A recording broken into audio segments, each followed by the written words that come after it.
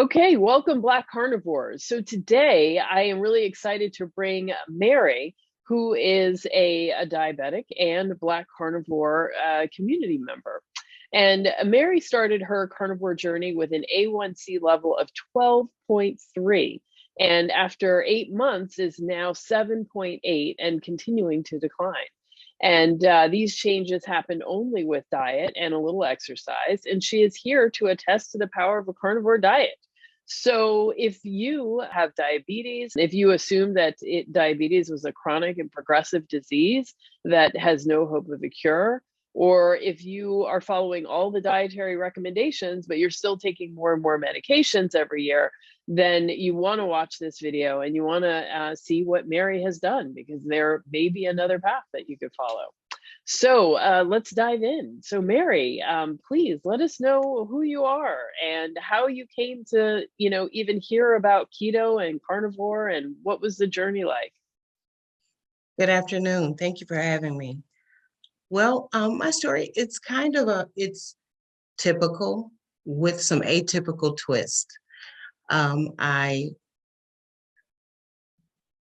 following the regular, standard American diet, eating, often a lot of processed foods, working a lot of hours, didn't have the healthiest things at my disposal, and just fell into a trap. Um, I I work a lot, and so convenience foods became my go-to. And so I packed on the pounds, and with that, other diseases. I didn't mention all of this before, but yes, I developed diabetes, high blood pressure, fatty liver, um, and was recently diagnosed with DCIS, which is actually better situation than I believe, because I changed my diet and I'm healthier now, but I'll need some minimal intervention for that. But Wait, can you tell us what DCIS is? ductal karma, ductal carcinoma in situ. It is a form of early, some call it pre-breast cancer, and it is specific. I mean, not specific, but very typical in women who are overweight. They consider that a cancer of obesity, and so um, it is not expected, after I had a couple of biopsies, it's not expected to become invasive. It is not invasive. It is not expected to go to any other part of the breast. It's pretty localized. And so, but it is one of the negatives to being overweight for so long, overweight and in bad health. I didn't think I was in bad health. I didn't necessarily feel terrible, but I knew I wasn't feeling my best.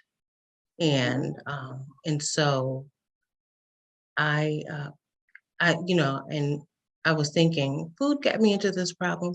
Food is going to help me get out of it too. And Yeah, so eating the right way, you mean, that's not right. just That's more right. food. Yeah. Not just more Okay. food, better food, the right types of food, healing foods. Hmm. So, a friend of And mine, mhm. go ahead. Well, I was just going to clarify. So you were saying that you felt that part of the reason this was happening is that you were working really hard. So you were eating a lot of convenience foods. You didn't have time to, um, you know, like cook at home and do that kind of thing. Any Mhm. other, things like, what would you say your food looked like? My food looked like, I would tell you, I mean, to be honest, I could have nearly a meal could be almost 100% carbs, Mhm. convenient, you know. Um, I and definitely so, had dinner of like 2 beers and a couple of bags of like dipsy doodles. yeah, yeah. And I was like, And oh God. so, I have a certain type of chips that I like, and I would just go and I would just inhale them with a soda. We call it pop here in Michigan. But and then yeah, you do feel full, but it's an emptiness. There's nothing to it. And so those were my choices. And I knew better. Of course, I knew better. I am a physician assistant. I've done primary care for some years. I've done men's health. I'm currently doing psychiatry, and so I know better. I knew better. And But what one of did the you drive, know? What did you know? I mean, uh, because well, well, I was we've been told, counseling diabetics about their mm, diet, but what about how but to get what diabetics are told about diet often doesn't oh, work. So, well, this was the thing. I worked in a prison, men's prison. And so they could order so much stuff from the store, you know, and there were lists of things that they could order. And so I would ask for their list, and we'd go through the list, I'd ask for a copy of it, and I'd go through the list with them. And we would talk about their choices, mm, and why we need more insulin on board because this is such a bad choice. And I understand in prison you don't have a lot of comforts, and food is one of them. And so um, I didn't know at that time that I too was diabetic. I didn't mhm. know it. A clue, though, that led me along. I was having trouble seeing my screen, the computer screen. My eyes were super fatigued. Everything was blurry. And I was like, why is, my glasses, these are recent new prescriptions. What's going on? And so, like I said, I wasn't feeling terrible, but those numbers were climbing. Mhm. And so as I was admonishing my patients, I was I was in the same boat, and I Gotcha. didn't know. Yeah. And you didn't know because, like, your doctors didn't tell you, or you just kind of Oh, well, didn't let me tell check it? you, um, my doctor at the time, he only requested a fasting blood sugar, and my fasting blood sugar was perfect, 88. Mm, But that's not the whole story. And so mhm, he didn't go any farther. You can have a perfect fasting blood sugar. It just means that your insulin is insane. You have a high mhm, insulinemia, and so it will keep it in check for so long, but then it can't mhm. keep up. Yeah. Right, right. Yeah. So you So were in the same boat as the people you were counseling, and yeah, when did the light bulb click? Like, what was that moment like? the okay, so because I had the complaints of the blurry vision, and that was pretty much the what my issue was. So I did go back to the doctor. It was someone else I saw, and they did check blood sugars again, and insane. It was like 250 something, just you know. And so we did a second one to confirm it. Yeah, still high. And so and two two two blood sugars out of range, or you just go ahead and confirm it with a hemoglobin A1C, then you Hmm. have your diagnosis. Okay. And so, like you said, my hemoglobin A1C, I have posted it for the world to see. It was a crushing embarrassment for me. But I said I needed to turn that into motivation. And and like I said, I knew better. I'm in my 50s, and I my metabolism, I'm not a 20-year-old. Not to say 20-year-olds need to eat like that, but Hmm. I've had a whole lifetime of indulgence, and it was time to get things together. Yeah. Yeah. Yeah. So you had that moment, and then you started looking around. So, why did you land here in the, low carb keto space instead of, somewhere else? Well, well, prior to that, and we don't generally connect all these dots. Before the diagnosis of diabetes, I was taking a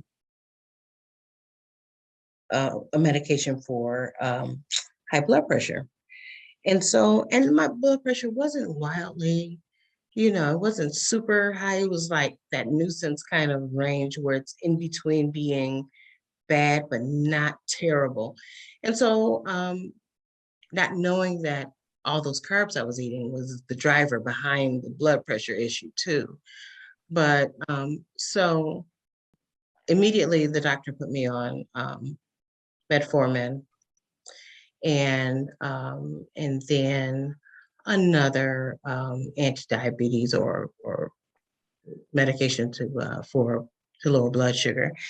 And I just said, no, first of all, I've seen with my patients that once they stabilize their medication on, they stabilize their blood sugar on medication, they stay on the medication. They feel like they're okay. They feel like, and it is progressive. Almost all of them have kidney disease, peripheral neuropathy, and erectile dysfunction. Yes, even guys in prison know that they have ED, and I tell them, I said, and I tell them, get this, and this is me preaching to them, get your blood sugars together. Or when you get home to your wife, your girlfriend, or someone, they will be sorely disappointed, and so will you. And that's a driver, you Mm-hmm. know. So, so anyway, I didn't want to do the metformin thing. I tried it, it really tore me up. It's hard on your, GI. Yeah, my People mom get had, was supposed to be taking it and just struggled mightily. I don't think yeah, ever got to a normal dose because it just upset her stomach and there's all this stuff. So I hear people who are on it and I'm like, wow, I heard about all the worst parts of it. yes, yes. And so I said, and so just wanting to change this. A friend of mine told me about keto. I had not heard about keto. Listen, in PA school, medical school, you really don't get much. There's not much taught about diet and nutrition, and everything is, systems based, and we talk about the heart like it's not attached to the rest of the body, or the liver like it's not attached to the rest of the body, when those things are all working in concert, but um and so I had to go on this journey to learn about nutrition um and how to naturally deal with these elevated blood sugars, and how to do it reliably. Number one, Hmm. not just naturally, but reliably, get it down time after time, not just a fluke.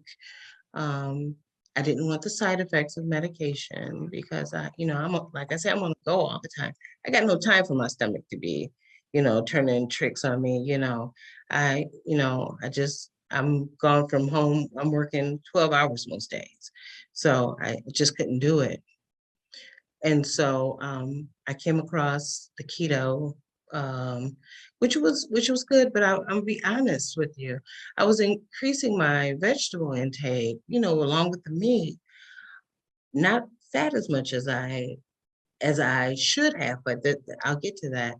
But I was having more stomach upset, increasing the vegetables, and I was like, and I'm telling you, I could hear my stomach. If you were standing at the front door, you could hear my stomach turning in the next room. I mean, and I'm like, well, what's going on with that? Why am I not tolerating?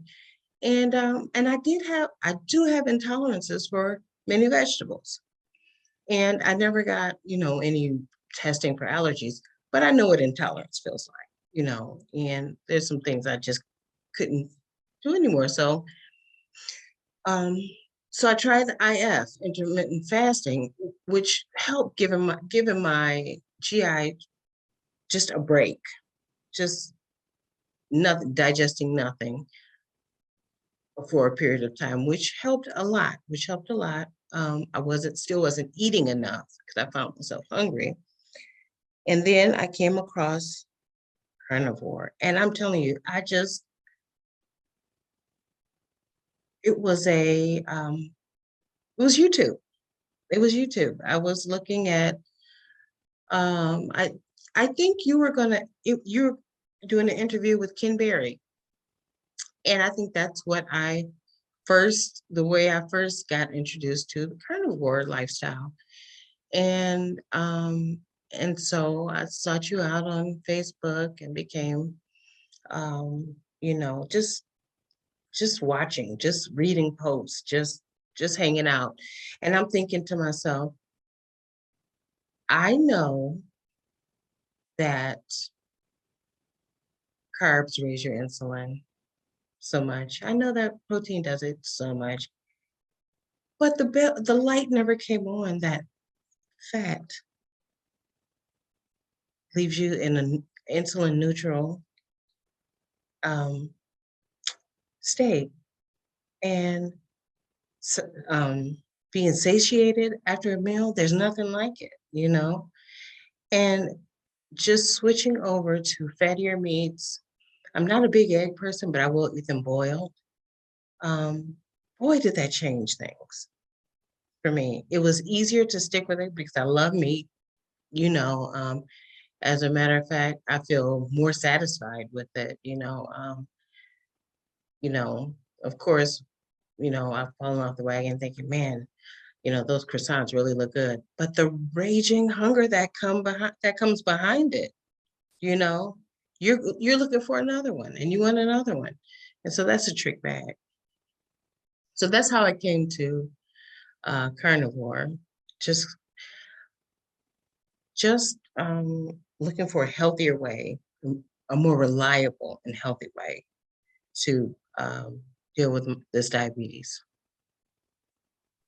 Nice. So, Yeah. did you tell your doctors or colleagues, or did you just, implement it on Oh, your own? How I did it affect your implemented it. medications?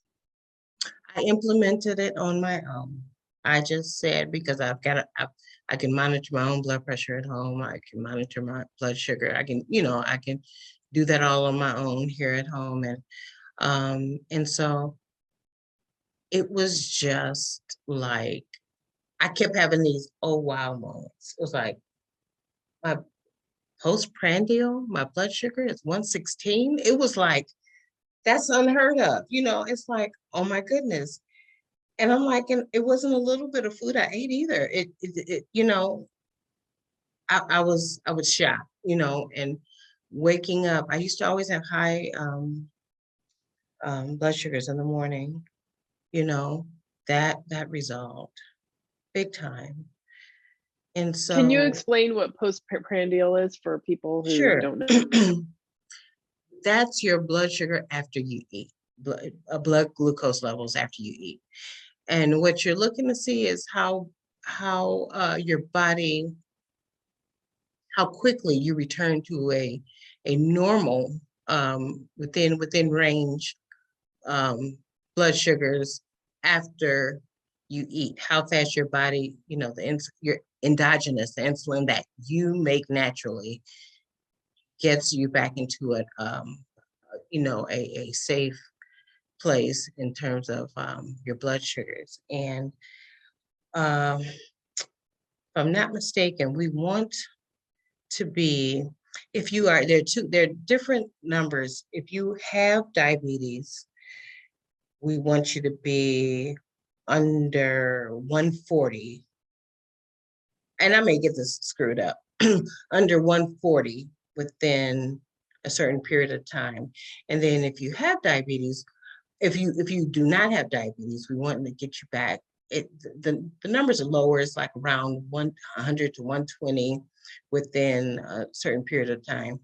And so um, finding myself at 116 about an hour and a half after um, eating was I mean, it was exciting for me. It let me know that things were improving. So that's awesome. That's really impressive. So you must have been so excited. Did you tell your doctors then or no? And No, I what still, about your medications? well, and I held them. And so I don't necessarily say that everyone should do that because I am a medical professional. I knew what to look for. Like I said, there are things I can even test my A1C at home if I want to. But what I do is because I bought myself the meter, but I have a meter that where I test myself after so many um, glucose readings. It gives me an estimated um, hemoglobin A1C. But I decided not to do that. I said I was going to the my recorded hemoglobin A1C, and I was nervous about it. I let that be at the doctor's office, and I had that rechecked as I was being worked up. I will eventually have to have some surgery for the DCIS. But and so in that process of the workup, they were amazing. They were like, wow, what an improvement. And and at first I was kind of like, oh, it's okay. They said, no, they said, no, this is 5 points. And then once I thought about it, I said, Mary, you did that. you know, I felt great And about it in because just 8 months. yeah, I mean, I think that is like the most stunning thing. You know, we're told that diabetes is this is it. You've got this forever and it's only going to get worse. And here in just 8 months, you were able to bring your numbers down by 5 points. by 5 points. And I'm telling you, it is no, I mean, I could pull these numbers down. I could pull my medical chart and even show it to you. The shocking, you know, uh, dissimilarities, let's say that, between where I was before to where I am now. Even when I even look at my blood pressure, I was always, like I said, it was always that it could be better, 138 over 40 something, 140 over, always just like not quite right. Well, my blood pressure, same time when that I had the updated hemoglobin A1C was 116 over 60.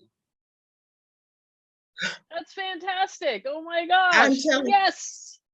you know, I tell you, and it's been consistently, and I check it, just around those same numbers. So don't, I want people to understand that all of this can be fixed. It can be fixed. You do not have to take, I is a um, personal, let's just say, I turned this into a very personal fight for myself. Wasn't going to go on insulin. Wasn't gonna, they wanted me to take another, even though I was prescribed one medication for my blood pressure, they wanted me to go on the ACE inhibitor. That's a type of blood pressure medication that is also slows kidney fail, kidney dysfunction, and so, and So that is if you're going to stay diabetic. they were already expecting that you were going to start having kidney dysfunction because of the diabetes. So Exactly. they were trying to get Exactly. ahead of it. Oh God. Exactly. Oh my So, gosh. and it's like, I mean, to tell you the truth, I don't know if you've ever heard of that song, this must be the beginning of the end. No beginning of the end for me. No, we're not doing that. Hmm. And so here I am now. No, no, I'm not taking metformin. No, I'm not, because I know how to drop my numbers. And I Mhm. told my doctor, I said, "But by the time I'm back for my next 3 month visit, I will be in range. I will be in, non-diabetic range." So for And those who are watching and maybe don't know, you are now at 7.5. What that's right. is diabetic range and what's below diabetic range? So what's your next Okay. goal? So my next goal is to be 5.6 or below. And that gets you into a non-diabetic range. Now, you are considered pre-diabetic if you're a 5.6 up to 6. Okay. And so I'm like, so here I am now, let's say 7.5 to get to 5. Let's just say to get to 5.5, I have to drop 2 points. 2 points. And I've already proven I can do that. Hmm. Now, it may not be as easy because once you start to approach goal, things get, that's even with weight loss or anything else, it gets a little more difficult the closer you are to your goal. However, I stand firmly, on the knowledge that I know how to do this, Hmm. and it's gonna happen. So you said you're not taking any medications now, not the No, metformin and not the blood pressure. And you said, and for all the viewers, don't try this at home. If you're coming off of, as switch into a ketogenic diet, your blood sugars will change quite rapidly, and you it probably will will. have to have your medications adjusted quite quickly. And so you really should do this under with medical supervision. Sure. But a lot of people don't. I will say that. I've had plenty of people who are like, I know what I'm doing, and it's fine. Right. So you're gonna have to figure out how you want to approach that. So tell us, what does your carnivore look like? What are you eating? So if people want to, follow in your Okay. path, what are you doing? Sure. Now, I'm gonna be honest. Now, my lifestyle still is what it is. And I do just a tiny bit of dirty carnivore. Maybe I don't know if we want to call it that, but I will stop at like sometimes we have these little places here in Detroit, we call them Coney Islands. But they're like little short order places. And I'll get an order of breakfast sausage, order of bacon, sometimes I will prepare it ahead of time and take it with me, but I'll get that and that will be my meal, you know.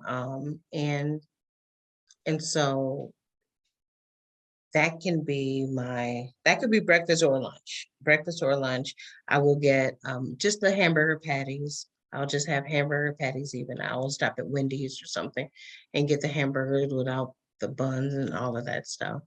And so that's a day. That's kind of my go-to day time.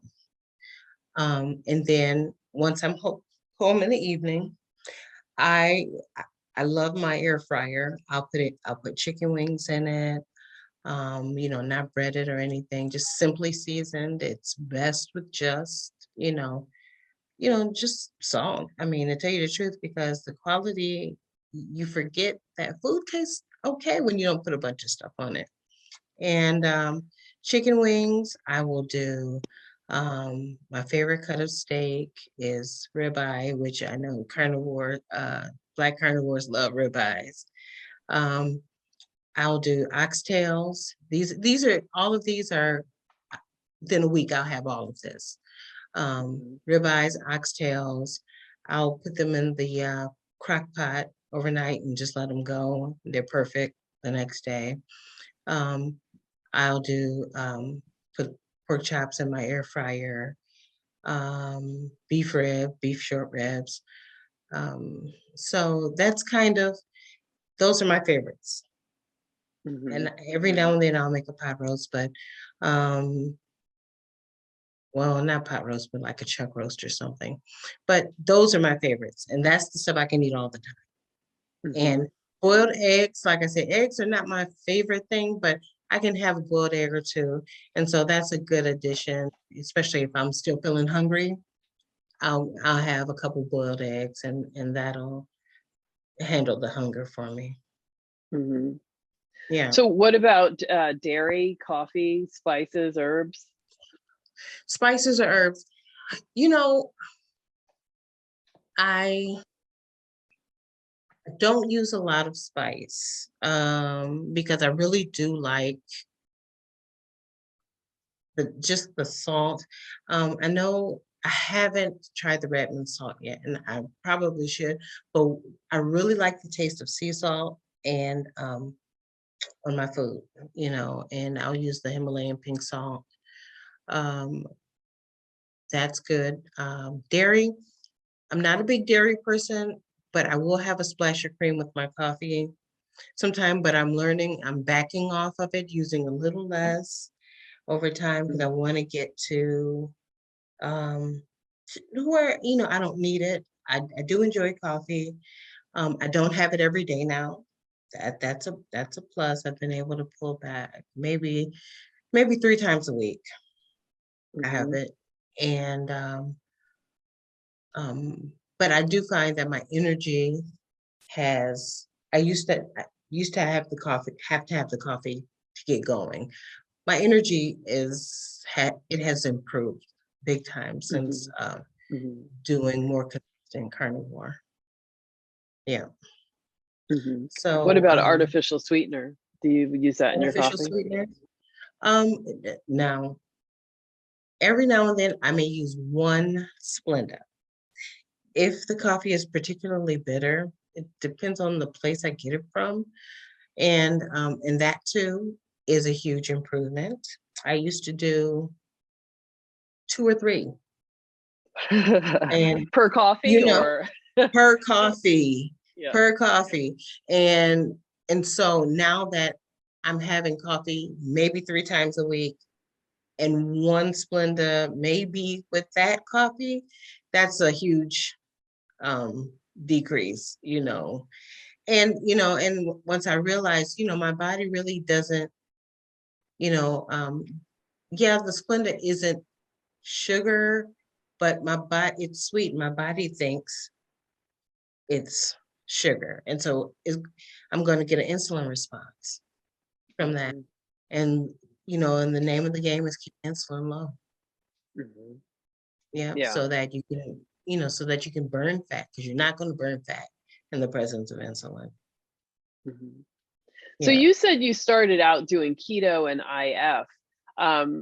What did you think of that? And why did you switch to carnivore? And are you still doing any intermittent fasting? I'm still doing intermittent fasting. I like it because I feel like it just gives me a rest. It, Hmm. allows me to rest. I feel better when my tummy is empty. I I just feel lighter. Um, my clothes fit better, but I don't get the insane bloating. The keto, I'm not so much keto anymore because even with the diet, all the fiber was too much, for me. Hmm. They're saying, fiber, it's, the net carbs are, blah, blah, blah. Yeah, it was too much fiber and it was giving me too much intestinal, upset. And I have found that the carnivore really doesn't, everyone said, well, you need fiber in your diet and, for bowel movements and all that. And I'm like, well, I'm not feeling any pain here. So I'm not going to change it. And Okay. I feel a lot better. I'm not bloated. Oh my, that's the biggest difference. I'm not bloated. With keto, I was bloated a Hmm. lot. Yeah. Um, and that was discomforting. Hmm. Mhm. Well, what does your fasting regimen look like now? Okay, so I really like to let the last time I eat for the day be about 5 o'clock, 5 p.m. And that gives me enough time because I want to go to sleep. I like to go to sleep hungry, actually. I want to go to bed feeling light so that, so I wake up anywhere between 4 and 5 in the morning to get started for my day. And so my last meal is at 5 o'clock, I've already knocked out 12 hours right there, Mhm. And so, and so, and so generally I don't eat until I don't have time to eat until maybe about 11 or 12. So that's 5 and then another 12, 6. Yeah, so that's 18 to 19 hours. Mhm. Yep. And that, Yeah, it's great. um, yeah. And I don't feel like I need to, and I tell people I'm going to eat what I want until I'm full, and then I'm done, and I give myself that the leeway to do that. If I want to have oxtails and chicken wings, I'm gonna darn it, I'm gonna do it. And I'm just gonna do it. It had it hasn't hurt anything. It's helped. Mhm. Yeah. Excellent. So, Yeah. did you tell the doctors what you were doing? I mean, when they saw your A1C numbers and were like, "Oh my God," Yeah, I did they did. were they curious what you did and what they say? Yeah, they did ask, so what are you doing? And I told them, and I said, well, I'm eating mostly meat. I said, pretty much all meat and a little exercise, but I said, but it's what I'm eating. Uh, and so they were like, they didn't ask a lot of questions, but they were like, okay, you know, and Mhm. and I guess they're getting used to, maybe the keto things out there and and used to people having, these more specific diets, because Mhm. the American diet is, it's called sad for a reason because it will take you to your grave. Yeah. I I was explaining to a patient this morning. She was talking about the cost of her insulin, and she's not getting any better. Her sleep apnea is this, that, and her A1C is just. I said, okay. I said, I'm going to be your buddy, and I explained to her what I did and what my numbers were. And she said, I didn't even know you were diabetic. I said it was shameful. I said, I didn't want anybody to know. I didn't talk about it. I said, because here I am sitting in this seat of judgment and I couldn't get my act together. I said, so this is what I did. And I told her, she's like, really? I said, yeah. I said, and you can do it too. I just told her, you can do it, but you're going to have to suspend some of the things that you've been taught. And don't talk back when I tell you what to do. Just do it. But she laughed. Did she do it? But Did she do it? she's game. She's ready. All right. And I could see it in her eyes. She was tired. I could tell she looked tired. She looked just overwrought with the multitude of medical problems. And I told her, I Mhm. said, you can do this simply. I said, you will find within a short period of time, your insulin, what you're taking now, you're going to have to lower it. Mhm. I said, so I just told her, just hold on and we'll get there. Yeah. And it's always surprising to me how quickly you start to feel better, even before, any appreciable amount of weight is lost. So a lot of people sort of attribute weight loss to the feeling better and feeling more energetic. But a lot of times all of that comes before, weight loss. Now, we haven't talked about weight loss. Like, Yeah. were you trying to lose weight? What's happened with your Yeah. weight? That's a very good question. I was significantly overweight. After I remember the last time I was like 245, the last time I allowed And myself how to tall know are what you? it was. I'm 5'4". Okay. And so you weighed 245 at the doctor, or you're just Well, saying I that was the weighed last time more you than got that. on a scale? I weighed more than that. I didn't know how much I weighed because I wouldn't, or I wouldn't, like, if I had to go to the doctor, I wouldn't look at the scale. I tell them write it down, but I don't want to know. I Okay. had to have some insurance work done. They had to take my weight. When he said 245, I I really wanted to cry, and I just, it was like, how did this happen to me? So, um, and it was pictures of myself. It like I'm looking at my double chin. Let me tell you, I had a double chin that was down here. It was Hmm. so. I just I wanted to lose weight, yes, and I have lost weight. I am the last time I weighed myself because I really try to stay off the scale because it's a liar and not a motivator. But Yeah, you're right. I was like 204. Wow.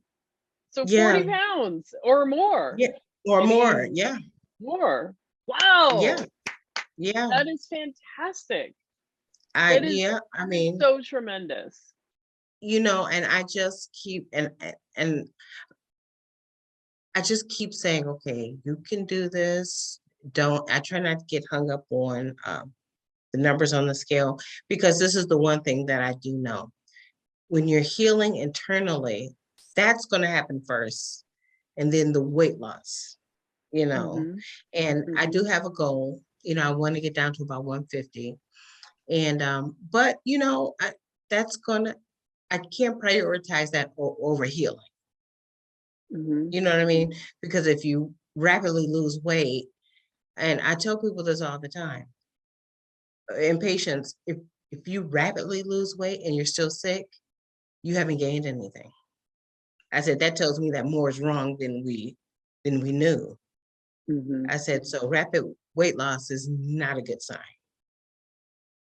So But you must have like gone through so many sizes of clothing. Like, I I gave away thousands of dollars of clothes. yes, I mean, and never to be done again. You're doing this it, one last that's time. right. That's right. And I gave them their professional clothing and some, good stuff. But I gave them to women who were, re-entering the workforce and stuff like that. And I never put that stuff on. And I mean, I had slacks altered, tailored, and then I lost out of those and I just kept and I said, okay, that's fine. They can go. I'm not holding on to anything. I don't care what it costs, or I'm not holding on to it because I don't want to ever wear it again.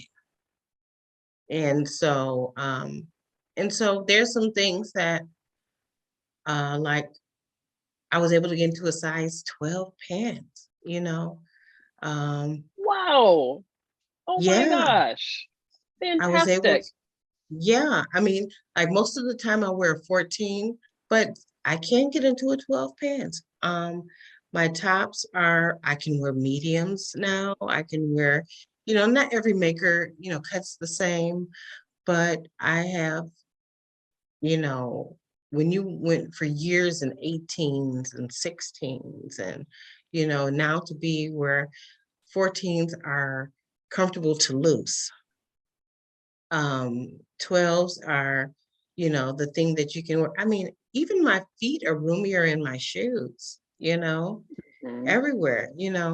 So and another benefit was I was having my hair was thinning, and it was all those circulating androgens, and I know that's a kind of down the road, um, more to discuss with that. But I had a lot going on metabolically, um, and goodness gracious, my hair started growing back. My eyebrows weren't as sparse anymore, you know. And so it was like, wow, lots of benefits. Wow. That's amazing.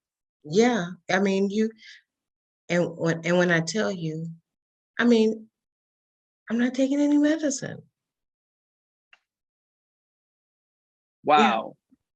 All off of all of the medicine. Yep. And that must have been expensive and just a pain in the butt every morning to be taking that stuff. Yeah. And every time I took it, it reminded me,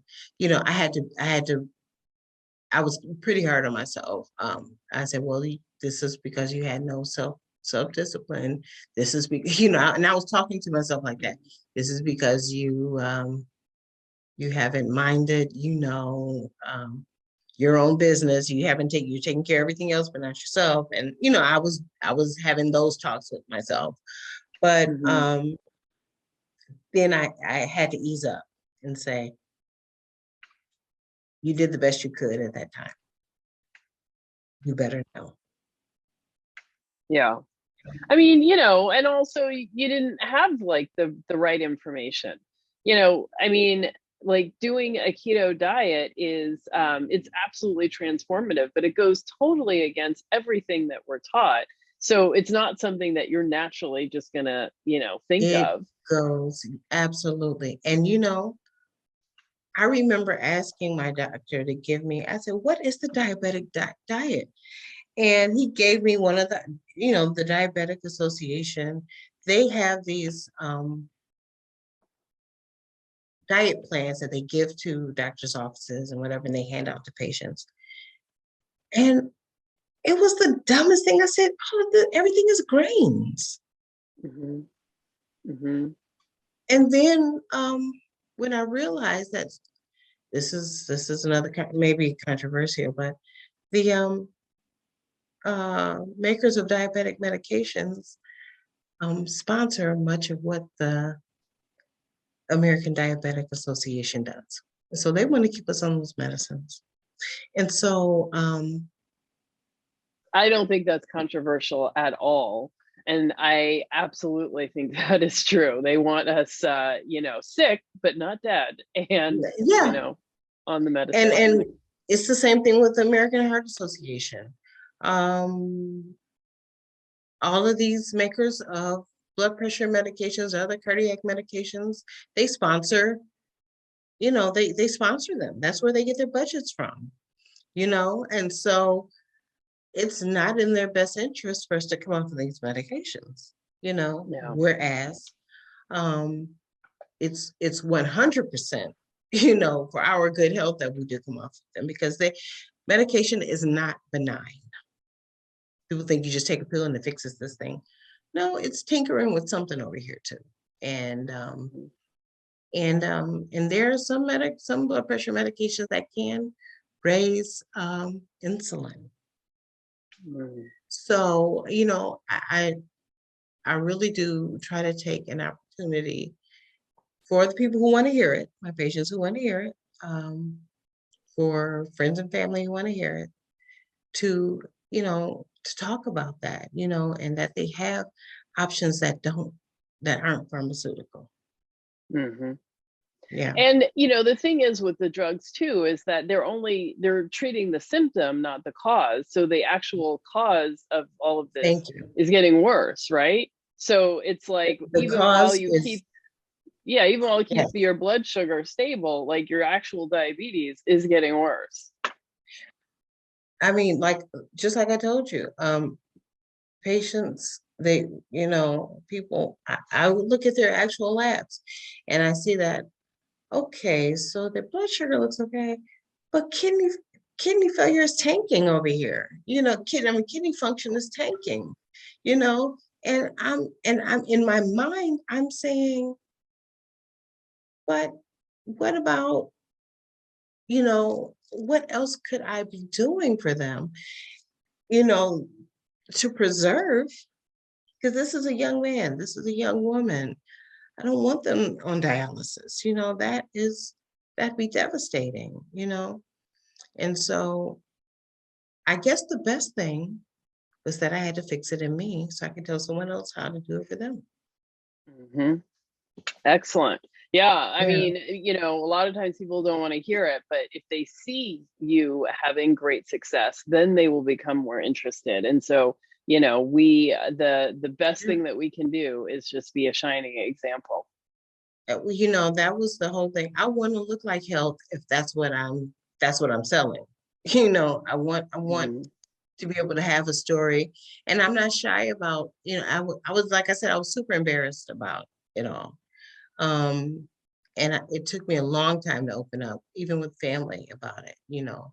Um, but I said the longer I'm silent, you know, the more people can fall into the same trap and get Mhm. caught up, you know, like this. I mean, when I look at the list of health concerns I had, it's like, how come it didn't, you know, the bells didn't go off, you know, sooner?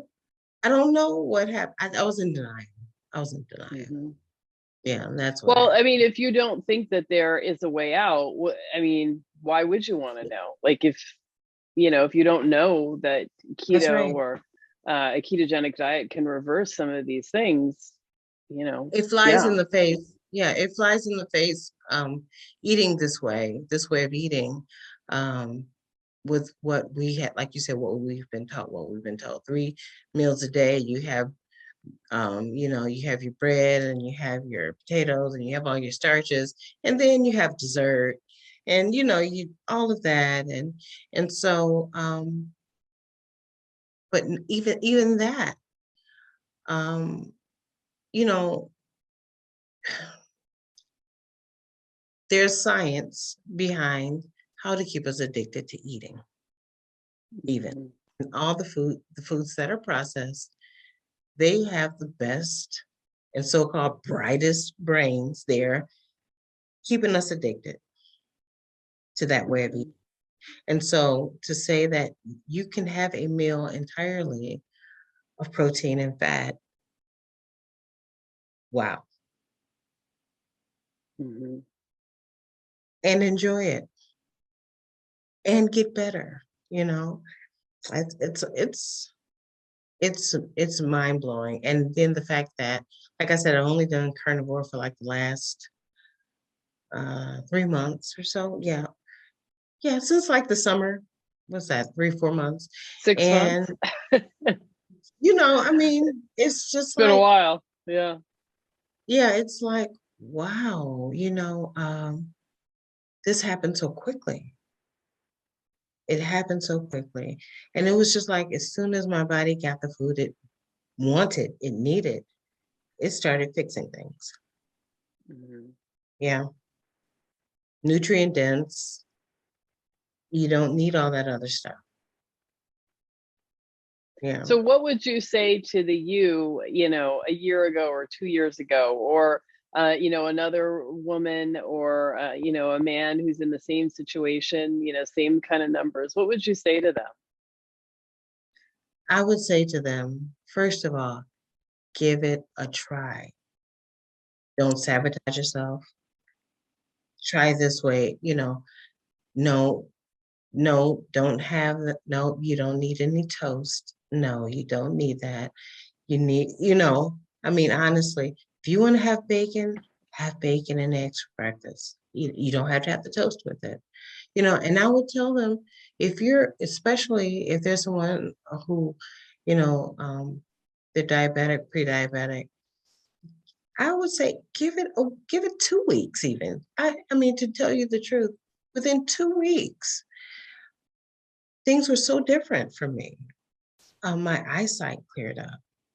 You know, that was one of the, because I didn't have all this blood sugar floating around, you know, all this sugar in my blood, you know, making clouding up, you know, drawing water into my lens and make everything blurry, you know, and that's a huge one there, you know. Give it a chance, you know, but most of all, you know, and it does get to, how much are you worth? You know, I mean, just you know, how much does it mean to you to feel good again? How much, what is, you know, you can't buy that. I mean, I'm sorry. Um, to feel good again, to see those numbers, um, my blood pressure to normalize the way it has. To see my A1C come down to single, you know, down from 12 to 7 points. That's, you know, and I recognize that that was possible only through diet. So I would tell them, don't give up on you. Give it a chance. Yeah. We get committed to all the wrong stuff. Our family, we have to celebrate the holidays this way. We have to eat this, we have to eat that. And then it keeps us in the same place. But it keeps us in the same place, especially now at holiday time. We can celebrate different. We can Well, celebrate speaking of, different. what are you going to eat tomorrow? And for Well, those of you who are watching this in the future, tomorrow is Christmas. yeah. Well, what I'm going to eat tomorrow, I've got some turkey. I've got turkey wings. They have a higher percentage of fat, than the turkey breast. I've got some turkey wings. My kids, um, my son, he's getting some lamb chops. And so we're just gonna kind of have a little smorgasbord of, you know, stuff. My kids, they're then whatever. They can eat a few other things that I won't be partaking in, but that's kind of it. I'm just gonna be chill. Got some Are shrimp. you doing all the cooking, or is everybody sort of chipping in, or what? Um, I'm doing well. We had kind of a bigger Thanksgiving dinner. I did most of the cooking, so everybody's kind of chipping in now. Christmas is a little more laid back. The kids will. My kids still do some things, but it's today. This morning at one of my jobs, I went to help out, and we always have a Christmas party, and it was so funny. Well, not just because of me, but they know that I'm on this journey. They had a lot of holiday type food, but they had a prime rib, a corned beef, ham, turkey, and ribs. And they said, Mary, take your pick, have whatever you want. And nothing had sauce on it. Wow. Isn't that Wow. That was great? Isn't so that great? thoughtful of them. That was. Wow. And And they got it with no sauces. Man, yeah, you work with some awesome people. I couldn't believe it. They said we wanted to make sure that you had a couple of choices since we have all of this, that you had enough choices. And that was super, super thoughtful. Yeah, absolutely. That is really Yeah, kind. Oh. yeah, yeah. Very, So you've decided for the holidays that, even though some people think of it as a license to, take a day off and, eat yeah. all the stuff that they used to eat. Why have you decided you don't want to do that? What are the Because this is a benefits of better, staying? yeah, this is a better way to celebrate my victories. Instead of taking a step backward, keep going forward. I mean, that's the best answer I can give. Why do I want Hmm. to give up the ground that I've gained? You know, Yeah, why give it up? that Because makes perfect sense. yeah, the only thing that I haven't that I'm not sure that I've resolved. Like, I am gonna ask for another scan of my liver because, like I told you, they told me I had fatty liver disease, and so I I know my liver enzymes are normal, but I want to make sure that you know the fatty liver deposits have Hmm. gone away because that's one of the huge goals that I'm looking for is to make sure that that resolves completely. Hmm. Well, I mean, you've lost 60, 40, 50, 60 pounds. Like, Right. surely some of that is liver fat. And Yeah. how long do you think it'll take? I mean, of course we don't know, but how long do you think it might take to drop that next 2 points on your A1C? Well, I honestly, I gave myself 3 months. I said 3 months, because I told my, and I already have my doc, he's already ordered the test, for the, my next A1C. So, in 3 months, I'm just gonna go, and because I want to document this whole journey through my medical records, um, I'm going to, in 3 months, no matter what happens, I'm going to have that, going to get it retested and see where I am. And hopefully I will be there. And that's my goal. Mhm. You know, that's it. So I'm looking at, so that was it late November, early December?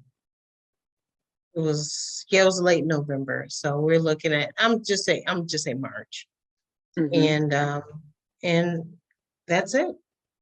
I would love it if you would share with us, like maybe a graph, or, let us see the numbers as they're progressing Sure. downward, because I think that would be, really inspiring and motivating. I really want people to know that, that even if you feel like you're well controlled under medication, that's Hmm. not treating your disease, and Yeah. that you are a model for what you can do. And, and your case was, significant. It wasn't just slightly elevated, and you're still able to make tremendous progress. So, I Yeah. really want to commend you on that. Thank you. Thank you. I feel great. I feel like there is, once you get health concerns out the way, it brings a certain satisfaction, or a certain, um yeah, I would say satisfaction, because Hmm. I do feel like my resolve brought this about, you know, Hmm. and that's a big deal, Hmm. setting out to do something and completing it. Everybody, our gains, what our gains are, what our successes are, we got to own them, because they help us to move forward. Hmm. And Yeah. what kind of emotional and community support do you have? Because I mean, I don't know, what you were eating or why you were eating. I mean, if it was purely Hmm. just sort of convenience, or if there was some emotional eating in there. How do you, now that you're not using food, for reasons, other than Hmm. hunger, how are you dealing with the challenges of life? Okay, well, good question. Um, I do, and I encourage anyone who is a human with emotions. If you need to talk with someone, please do. I have a therapist. And Yeah. that, oh my gosh, it's so huge to unburden myself, to someone who's not just a girlfriend. Girlfriends, they'll, or your sisters, they're kind of going to agree with you and stuff most of the time. But someone who's, it's their job to listen, and they help you pull out patterns. Hey, you kind of do this when things get tough. You want to think about maybe doing this another way, or no, you're on the right track. Don't beat yourself up. Someone like that who, they can listen objectively, Hmm. and that's one thing I encourage people to do. Talk with someone, because oftentimes the reason why we're not taking the best care of ourselves has to do with things that we aren't conscious of, that other people, if they hear you, if you tell your story, if you talk about what's going on with you, they can help you pull out patterns and show you ways that you have been thinking or behaving that you aren't even aware of. Hmm. Yeah. That's great. I'm really glad that you, have these outlets and you have the support that you need. And of course, Yeah. the Black Carnivore Facebook group, I'm sure, provides some support on the carnivore Oh, end. big time, big time. I really look forward to reading the post. I love the success stories. I love to hear when people feel like that they've gotten off track and they come back for the support, and everybody just kind of jumps in and, and builds them up, and I'm telling we it's a welcoming space. It Yeah. is. Yeah. And Awesome. who knew? Who knew? Black carnivores. I love it. Yeah. Yeah. So, for everyone who's watching, if you are having trouble getting started, or if you're thinking that you want to try this, reach out to me and join my 21-day carnivore challenge because, it can be hard in the beginning, and it shouldn't be complicated, but sometimes it is. Figuring out what to eat, how much to eat, when to eat, what kind of recipes, and all of that kind of stuff. So I helped you through all of that with the challenge, and and get you off on the right foot. So definitely reach out to me on Instagram, send me a DM or send me an email, and I'll help you get started. All right. So Mary, any other final words? What do you want to tell the Black carnivore community? I want to say prioritize your health.